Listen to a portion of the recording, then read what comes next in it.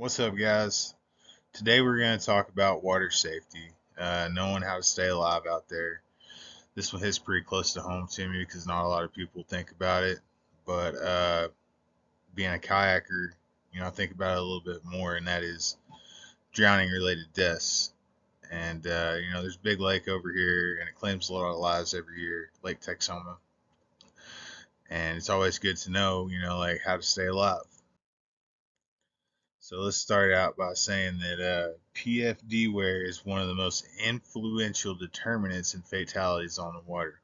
Basically, what that means is if you fall out of your boat, the biggest determining factor in whether you will live or die is if you're wearing a life jacket. So it's always important to remember to put one on. 60% of fatal drowning related deaths can be prevented by purchasing and wearing a life jacket. So that means 6 out of every 10 deaths that happen on the water can be directly attributed to not wearing a life jacket. So a couple other reasons you might want to think about for wearing one would be environmental factors. They can be unpredictable. I remember one time I was out fishing and I got in a little cove that's kind of protected from the wind, and I wasn't really paying attention while I was in there until I got ready to leave and go back to my truck. And I had to make it about a half a mile across a really, really rough lake. By the time it was all said and done, I probably got about 20 gallons of water in my kayak. It's a really sketchy situation. And, I'm glad that if I would have capsized, I was wearing one. But I do know people that have had that happen to them and weren't wearing one. So it's always important to remember what the weather is, if there's any current, such as, like if you're in a river system or a really big lake, or, if you're in the ocean, things like that, there's always factors out there with current that could make a huge difference. And also other hazards. So you just never know. It could be another boater. It could be a log in the water. It could be a wild animal jumps you. There's just no telling. You could slip, fall, knock yourself out, and if you don't float, well, it's pretty easy to see what might happen. Let's go back one.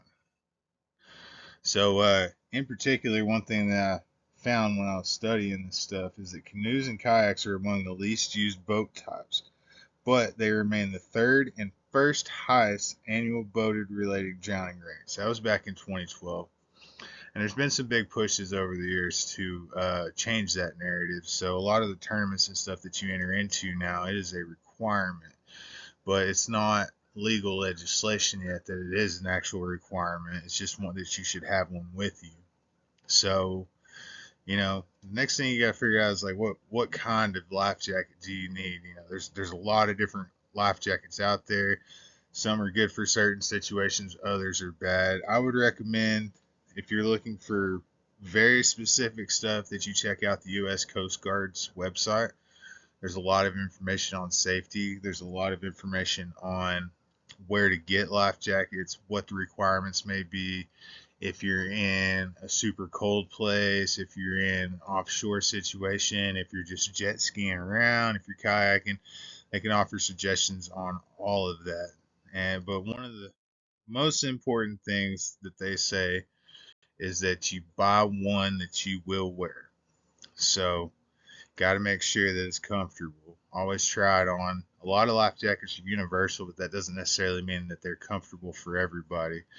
You could be on a jet ski where you need a skin tight wetsuit type life jacket. You may be in a kayak like me, and I like one that self inflates. So if I hit the water, it automatically goes off. But the rest of the time, it's very small, lightweight. I barely even know it's there. It's just, a really handy thing to have around when you want to have full range of motion and not get too hot in the summer and stuff like that. So like I said, make sure it fits, make sure it suits your particular needs, make sure it suits your environment. And again, guys, there's a lot of stuff out there, information you can find on what particular kinds you might need, but you should always do like my little dog Cayenne here and wear your life jacket, because 90% of drowned victims aren't wearing one.